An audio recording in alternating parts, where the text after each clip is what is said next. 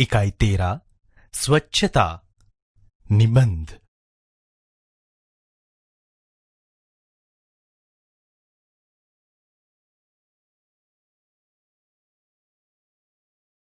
इकाई को सुनिए। स्वच्छता और स्वास्थ्य का घनिष्ठ संबंध है। स्वच्छता के अभाव में गंदगी फैलती है। गंदगी रोगों की जड़ है।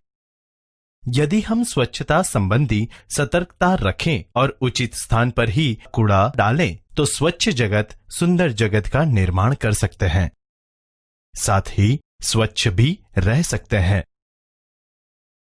एक दिन अजय ने मोहन को अपने जन्मदिन पर बुलाया। मोहन ने उसे उपहार में देने के लिए कहानियों की एक पुस्तक खरीदी। उसे रंगीन कागज में लपेटा और अजय के घर पर चल पड़ा। जैसे ही मोहन अजय की गली में पहुंचा, उसके ऊपर केले का एक छिलका आ गिरा। छी छी, कितनी बुरी आदत है सड़क पर छिलका फेंकना, मोहन ने मन में सोचा। उसने छिलका उठाया और इधर उधर देखा। कुछ दूरी पर उसे एक कूड़ादान दिखाई दिया। उसने छिलका उसमें डाल दिया। बहुत सा कूड़ा कूड़ेदान के बाहर फैला हुआ था।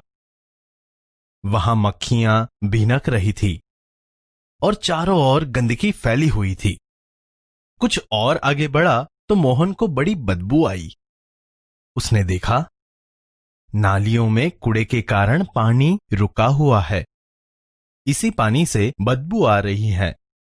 मोहन नाक पर रुमाल रखे अजय के घर पहुंचा। वहां अजय के और भी कई मित्र आए थे। अजय ने मोहन को अपनी मां और पिताजी से मिलाया। अजय की दादी जो बीमार थीं, मोहन उनसे भी मिला। मेज पर खाने की चीजें रखी थी, जिन पर बार बार मक्खियां आ जाती थी। मोहन ने अजय से कहा, अजय, तुम्हारे मोहल्ले में इतनी गंदगी क्यों है? क्या नगर पालिका इसे साफ नहीं कराती? अजय की माताजी ने कहा, बेटा, नगर पालिका की गाड़ी आया करती है। जगह जगह कूड़ेदान भी है, पर कुछ लोग उनमें कूड़ा नहीं डालते। वे कूड़ा सड़क पर ही फेंक देते हैं, इसीलिए सफाई नहीं रहती। दूसरे दिन पाठशाला में मोहन ने अपने अध्यापक को यह बात बताई। अध्यापक ने कहा, तुम ठीक कहते हो मोहन, गंदगी बहुत से रोगों की जड़ है। नगर पालिका का काम नगर को स्वच्छ रखना तो है, पर हमें भी नगर पालिका की सहायता करनी चाहिए। चलो एक दिन हम सब अजय के मोहल्ले में चले और स्वयं सफाई का काम प्रारंभ करें। रविवार के दिन सभी अजय के मोहल्ले में गए। एक एक टोकरी और झाड़ू थे। सड़क पर झाड़ू लगाकर उन्होंने कूड़ा इकट्ठा किया, नालियों की सफाई की और पानी का रास्ता बनाया। उनमें मक्खी और मच्छर मारने वाली दवा डाली। कूड़ेदान पर ढक्कन रखा।